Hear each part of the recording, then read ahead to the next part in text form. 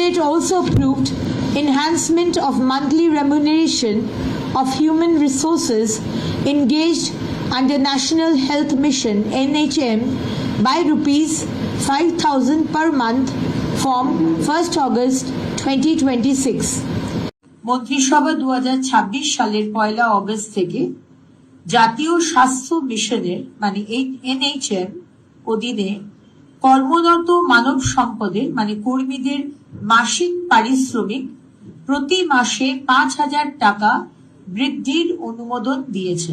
মন্ত্রিসভা 2026 সালের 1 অগস্ট থেকে জাতীয় স্বাস্থ্য মিশনের মানে NHM অধীনে কর্মরত মানব সম্পদের মানে কর্মীদের মাসিক পারিশ্রমিক প্রতি মাসে 5,000 টাকা বৃদ্ধির অনুমোদন।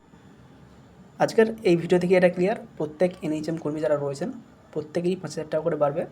সেটা কোন পোস্ট রয়েছেন সেই পোস্ট হিসেবে ভ্যারি করবে না। CHA, CHO, অ্যাকাউন্ট্যান্ট, সুপারভাইজার যারা যারা রয়েছেন NHM এর আন্ডারে প্রত্যেকেই 5,000 টাকা করে বাড়বে। যার যেমন স্যালারি রয়েছে অর্থাৎ যে স্যালারি উইথড্র করা হয় তার সাথে 5,000 টাকা অ্যাড হবে।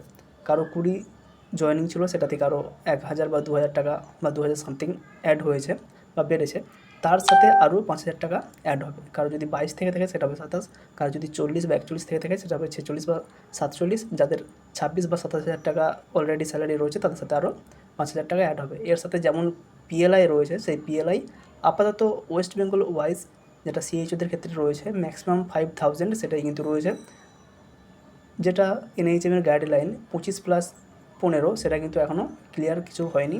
আপাতত যার যেমন স্যালারি রয়েছে তার সাথে 5,000 টাকা অ্যাড হলো।